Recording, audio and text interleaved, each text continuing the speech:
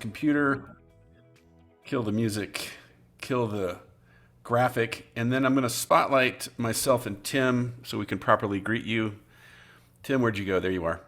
All right, welcome everybody. It's 3 o'clock here in the Mountain Time Zone, 5 o'clock Eastern. Welcome to this week's weekly briefing. It's the moment we pause and spend about 30 minutes talking about a hot topic or an issue on everyone's minds or a trend or what's happening in the news, like the Russian figure skater, right, Tim? Yeah. So I'm Joel, and this is my partner, Tim. Tim, say hello.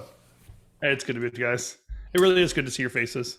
I was on vacation last week, and Thursday was, as it hit, your just body knows you're supposed to be on camera in 3 hours. And I thought to myself, I don't have to be on camera in 3 hours. This is just really, really great. I'm glad Joel is here and I can drink margaritas instead. And you're welcome. Yeah, thanks. And well, next week, I think I got your back, right? Aren't you going skiing next week? That's right. That's right. Well, yeah, it's funny. I'm glad. It is awesome to see everyone's faces because I've been more or less isolating and quarantining for about 2 weeks. And most of us have been through that experience, right? And I will say, if it wasn't for Zoom, as much as I hate it, it's nice to be amongst friends and have some level of connection, even though it may not be in person. In person, yeah. So, Tim, the topic for today, we're calling this in the trenches, right? Trapped in the trenches. And to give everyone context, why are we talking about this today? Is as we've been gearing up for our next producer masterclass, which I think starts 2 weeks from tomorrow. I think is the date that 2 weeks from tomorrow. Yeah. Team decided. So we've had a number of owners and producers reaching out and saying, "Hey, that's really cool. How do we get plugged in? What are we going to cover?" and that sort of thing. And we noticed, let's just say that there's a certain type of owner that we've been saying, maybe you're not quite ready for this. What's your version of this story? Well, you have to have a certain desire or hunger for a topic to learn it and learn it well, right? So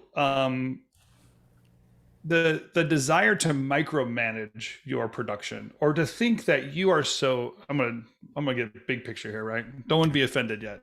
No one be offended. We'll try. Yeah. But the desire to want to be wanted or to feel you're so important that you can't get out of the way is really I almost feel like it's a habit or an addiction that holds most people back. And when we did the producer masterclass last time, we were breaking down some of those barriers. when we got into the permission and decision making process that we want business owners to let go, or in our case, we were talking to producers of how would you gain permission so that you can make these decisions? That edge is well, yeah, but would the owner let me, or would the creative director trust me? Would the client allow that? Was a process you realize, oh yeah, there are a lot of people that have a hang up that they believe their voice is so important. They don't know how to let go and to let something be autonomous and grow up. That started you and I in that conversation of isn't that the goal? Isn't that your final goal, is to let go of your business, let it still function and have an asset? How do we ever get to the other side of that autonomous running machine if I feel I'm so important it can't run without me? And so what are the actual steps and barriers to get there? So there were I'm thinking of two conversations I've had, and I thought, well, maybe this is a pattern, right? So maybe if this is a trend, we should talk about it in the briefing. And I think what I noticed in the pattern is on this journey, okay, if you're an owner, and I lived this life, I squeezed it into 20 years, that as you're moving from emerging to thriving is where I see it, that there's this, you learn that, okay, yes, it feels good to be needed and to be riding in on a white horse and saving the day. And those clients, they love you and they hand you those projects again and again because you always come through and you always figure it out. That addiction to that feeling, which is somehow tied into ego or something, it tends to get weeded out, or I don't know, maybe you just grow beyond it.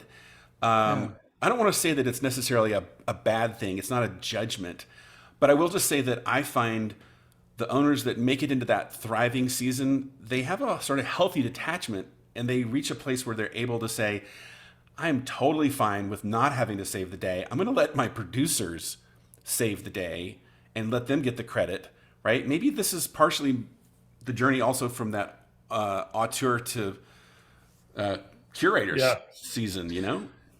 Well, my saying, there's nothing you can break that I can't fix, right? So that's one thing that I've learned to adopt in my life, to tell somebody, like, why don't you give it a shot? There's nothing you can break that I can't fix. So you try first.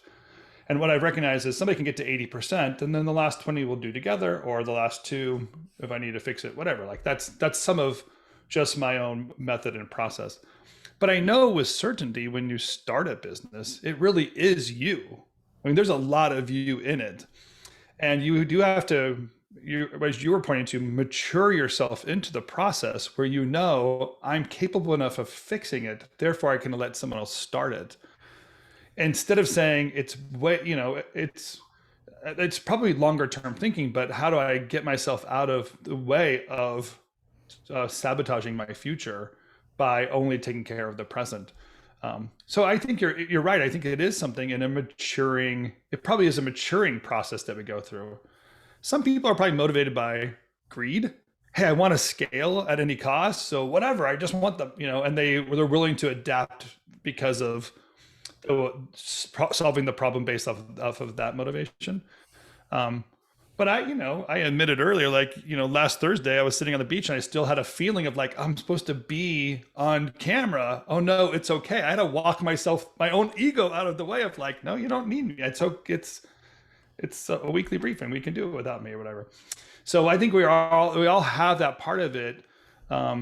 Here's what we discovered, or what we talked about in the producer masterclass, that we are asking that bigger picture now is, how do I get there, right? How do I get to a self-running, what we call ownership? How do I get someone else to own production, is what we said. Yep. So ownership of production, or ownership of any of the 7 ingredients, requires someone to make decisions and know how those decisions are being made. Well, what's the best way to make decisions? Is like, well, you make decisions based off of insights that you've received. Well, how do I understand those insights and process those insights? Well, you have visibility into some data information.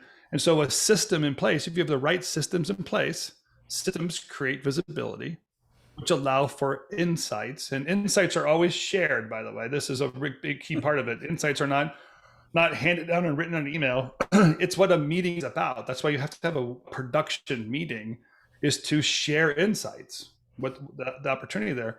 And because of those insights, and the insights are processed as community, from that, it's so much easier to earn permission, make those decisions, and therefore own the production ingredient. Yeah. So often we say systems, routines get results. And that's what we mean. Like, put a system in place, generate a regular meeting around that, or a certain routine to review that, and process those insights together.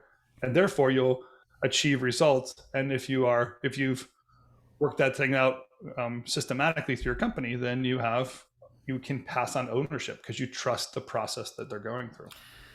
Yeah, so I told them, these 2 conversations I had last week that were, shall we say, I think still in that, no, I want to be needed and this feeds my ego, and right, that they were in that kind of mindset. I sort of politely told them, I don't think this is for you. Like, I don't think you're actually ready to embrace this method. Is that what you call this thing a method, right? Of system, which creates visibility, provides insights, and permissions and decisions. And I just know for me that maybe it was around year 10 of my 20 years, I started to really desire that freedom thing. You talk about fame and fortune and freedom. And I just knew I would love to now enter a season of my business called, I can be gone for a few weeks and this thing runs. And I can check in and I can look at some sort of a report and know and trust that my producers are executing within those guardrails, and the clients are happy, the cash is good, the creative is good. And that, for me, I don't know, maybe it's just me. When I hear that, I'm kind of like, who doesn't want that? But let's be honest, there are some owners that are still in those earlier seasons saying, no, I want to be wanted. Well, so gosh, it's been a while since I thought of this, but my very first version of anything that's CreOS related was, before it was my first year launching RevThink. It was Mick Ebling would tell me, I want you to make a system I could run my business from any mountaintop. So I called it Mick's Mountaintop Management System. And it started me getting that process, like, what does it really mean to run a business remotely, in his case, or independently? But in reality, like, that's not the only motivation. It's not, I want to check out of my business. Some of us want independence from our clients and be able to do certain creative projects, or to only focus on creative and not have to be pulled into finance, at 2:30 in the morning, downloading all your transactions and putting it into QuickBooks. Like, you have to be able to let go of certain elements of your business so that other people who can do that part well are doing it well. Production's part of that. Sales is a machine that it would be good to bring on others and have them focus on sales so that your business grows and it can scale, and you can focus on your genius while they're focusing on their genius. There are other reasons for independence. What I've discovered is when you get to that freedom mechanism, what you've converted is from a job. Your business is no longer a job, it's an asset. Yeah. And when you're living out your whole career, that asset development is a very important part of growing yourself, maturing yourself in your career, because then you have something to teach others. And you can begin to influence and gain others and give them permission and let them grow and make decisions. And the people around you are owning their own career along the way, as well as owning that ingredient you gave them to run, or owning that part of your business, or owning one of your businesses that you're part of, but you're not as involved in. So yeah. That's why you're saying that launch into that curator stage, leaving this auteur stage, is getting a machine to run itself so you can start making those bigger decisions. Well, there's that other peopleness quality that you talk about, which I think is I love you're using my words now, Joel. I know. It makes me happy when you say other peopleness, because I'm just making up words. Apparently I am listening, so hopefully that feeds your ego. Yeah, thank you. Well, I'll just say this. I remember, do you remember Will Travis when he came and spoke at our Catalyst event with Promax? And Will was one of the partners at Attic, which was a very amazing, famous firm back in the day, maybe before some people's time. But when Will was talking, he talked about, I always loved the idea when I got to a certain place in my career of building a stage on which others would perform. And I was like, yeah, that's kind of where I got to as well. And so for people that have that desire, I think there is something very beautiful about that other peopleness. Like, how do I build my business in a way, and again, the production method is right in the center of it, where I can allow other people to be on the stage, to be in the spotlight, and now their careers grow. And it's like, now we're all part of something larger than just myself, AKA the owner, which is really what that auteur season is about. Yeah. So maybe we have some time. Maybe we get practical a little bit. Let's explore what we're calling the 7-ingredient recipe here, to how these things stack together. So if you've been listening to this for a while, I often talk about systems and routines get results, right? So it's always systems and routines.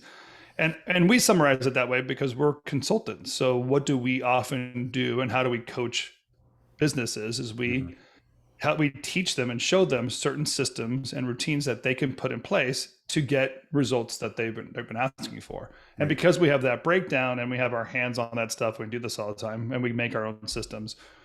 It's how we create those engagements. But the reason why it works is that a system, and I'll give you an example of a system. A system is QuickBooks, right? It's just a piece of software. And it works in a certain way. It downloads bank transactions into a piece of software. But if that's all it did, it would be worthless, because it's just replicating what the bank already had. Like, QuickBooks doesn't have any value if it doesn't add a different type of logic to its system than the simple transactions. QuickBooks is preparing that data for tax planning purposes. So they have a logic and a reason why they make that system, and their system works well that way.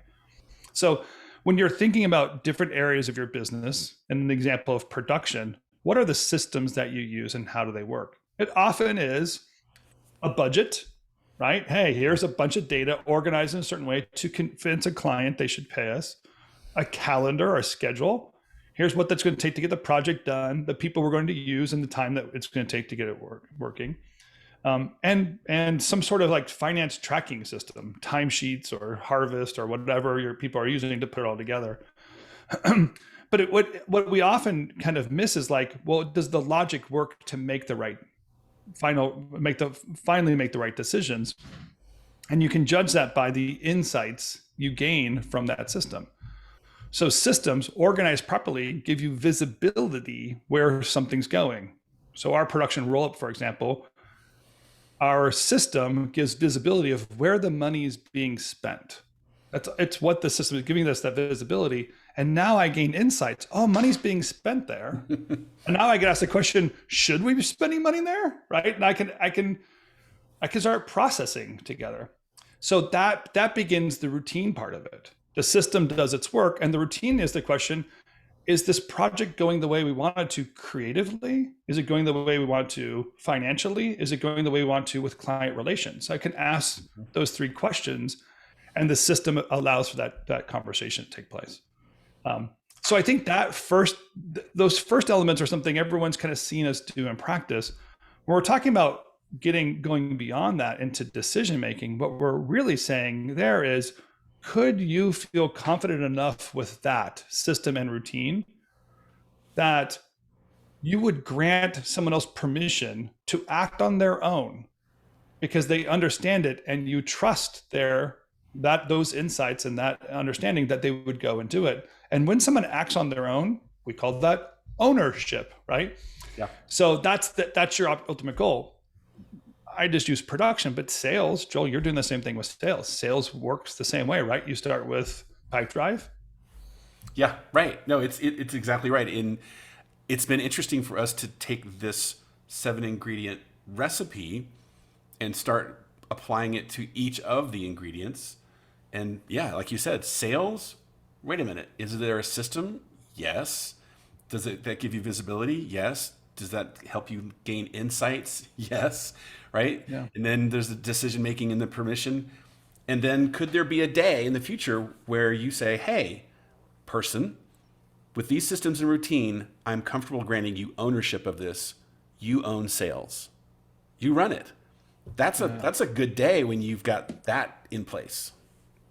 Yeah, because with sales, there's a very dynamic conversation when you gain insights of, is this the right type of client? Is it going to give us the right results? You know, we talked about the 5 makes 80 principle. Does this client match patterns that are healthy for our environment?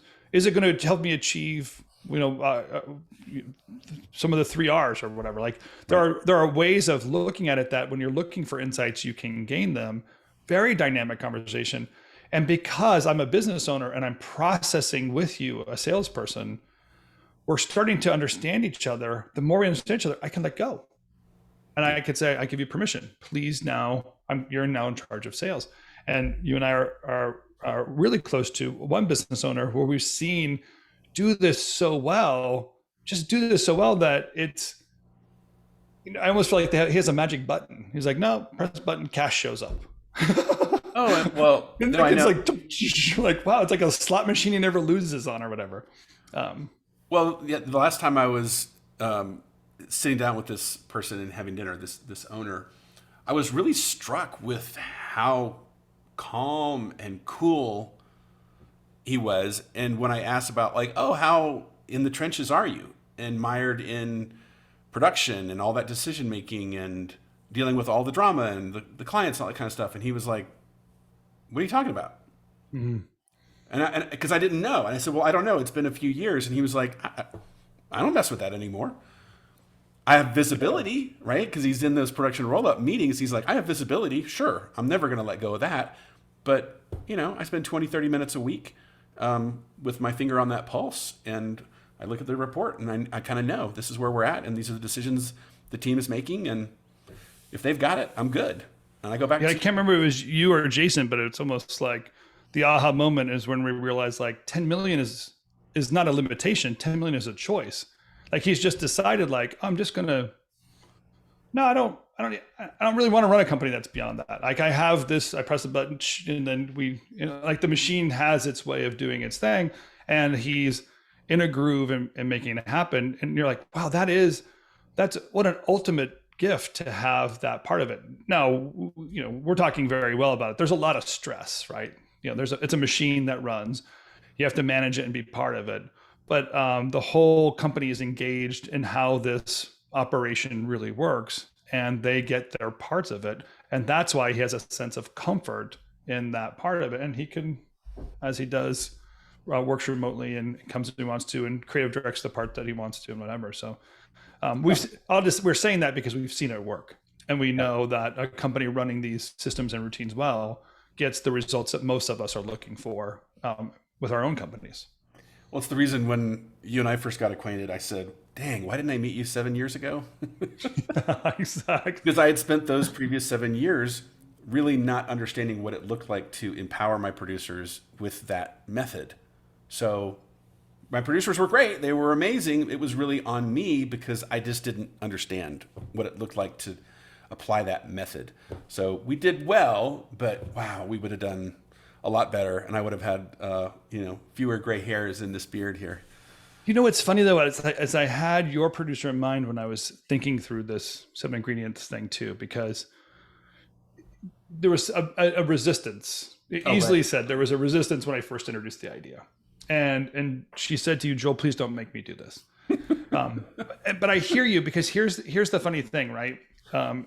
Some of what was, what I was implementing and why it works is that there's a logic behind what I'm doing. So even though it sounds differently than what you're used to doing, when it stacks all together, the logic makes sense. And so I'd often say, like, just trust me give me 4 weeks and then you'll love me, right? And they're like, okay, I hate you now, but I'll love you then, kind of a thing. And I just got thick skin at that point. But what I know now is that the insight, that middle thing, insights, is often what's missing. So people say system equals report, and then they have a production meeting and they read the report without any insight. This client's name is Gucci and it's $10,000. This client is Fox and it's like, and I would say, hey, if I could read it, don't speak it. I can already get that data. Tell me what I can't do. And when we have that agenda of like, how are we doing creatively? I can't read that from a report. How are we doing it financially? I can see that, but I want to understand where this money's going and should we be spending it? And how are we doing on it client relationship wise? Those are 3 insights I can't read from a report. And the minute those insights take place, now I'm actually problem solving sooner. And what I know about a lot of producers is they don't have that moment to share with the business owner their insights. So then when they get close to that permission decision-making element of a project, they're sabotaged. Because the owner / creative director / client, whatever, who doesn't know the information, basically just rug pulls them and says, I don't get what's going on. I don't know it. Stop. And now you have a producer that actually knows stuff, but didn't have a place to share it. And now it's a crisis moment and everyone's reactionary instead of proactive. So I think the reason why we're getting some of the transformation that we're used to is that we're actually allowing for conversations. We're creating the right systems and the right visibility. We're allowing for conversation to take place. And you are proactively granting permission so that the decision, when the time comes, I don't have to be in the room with you. You can talk to that client without me. You know what I know, what you know, and you know what I know. You can go ahead and do it. Yeah, and I will say my ownership style was, in contrast to the one you just described, I was the one where my producers didn't have the visibility. They had an instinct, but they always felt the need to come to me for permission. So at all random hours, right, there's a producer walking in my door saying, hey, I got a problem and I need to make a decision. And I had to somehow make the call, even though I didn't really see the decision points. Mm-hmm. Nobody saw the decision points because there wasn't a system and visibility. So therefore it was just, Joel, make the call. And I'm like, I don't know. Tell the client yes, tell the client no. Yeah, right. Like somebody had to make the call. True. So I make the call, and I tend to make the right one more often than not. But that is not a that is not a sustainable system. It's certainly not a scalable one, and it's not a good way to live. Yeah, it's constant requirement, huh? It's interesting. Well, even part of this is that you can imagine not having this, 7 ingredients recipe in place. What you did naturally is you found somebody who knew how to produce. So the answer was in who, not how. Yeah. And therefore, if you need another producer, you need to go find another right person. And what we've recognized and why we launched the masterclass last year was the industry was running out of producers. Yeah. So I knew, like, you can make your own producer. And you told me, well, Tim, you have to teach people. I'm like, okay, I'll show you how to make a producer. And that's what we're saying. Like, well, no, there's a process, there's a production method that you can train anyone, was like quasi anyone, and make a producer out of someone, because they don't have to have the instinct that your producers had, that they knew there was something to be done. There's this insight and visibility machine that can get you to the right place. Well, the thing you missed out on last week was when I was asking Leah from Hugo and Kate from Spilt, 2 producers, and I asked the question: are great producers born or bred? Right? Like, are they born, or do we make them?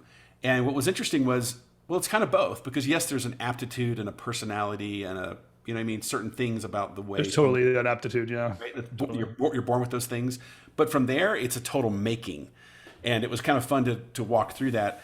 And yeah, I that's something I've told quite a few owners and people, because you and I keep getting hit up regularly every day. Hey, do you know any producers that are looking for a job? And I just sort of chuckle and say, no, but I know 100 people like you that are looking for one. One more request just this morning on LinkedIn. Yeah.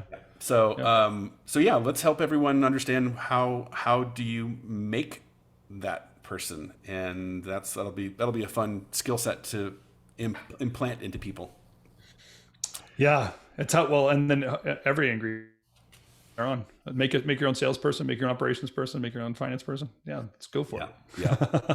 Well, I know there's a lot of long-term value to be realized there as well, right? Because if you think down the future, 5, 10, 15 years from now, that I know you're going to do it till the day you die, but then if you change your mind, having these things, because you will change your mind, having these things in place is so incredibly valuable. It's really how you build an asset. It's where your confidence comes from, without a doubt. Mm-hmm. And that I do firmly believe you have to let go. I mean, I honestly feel like most of us are in this part of the industry and this section of our career for a purpose, but then that purpose asks us to do something else, to give back. Mm-hmm. And I can't be so stuck in the trenches dealing with only my clients. I am depriving the industry of that knowledge and that opportunity to know more. And our industry thrives because others are willing to give. So we all have to have that moment in maturity where we say, I have to do something else besides just take care of what's coming across my desk.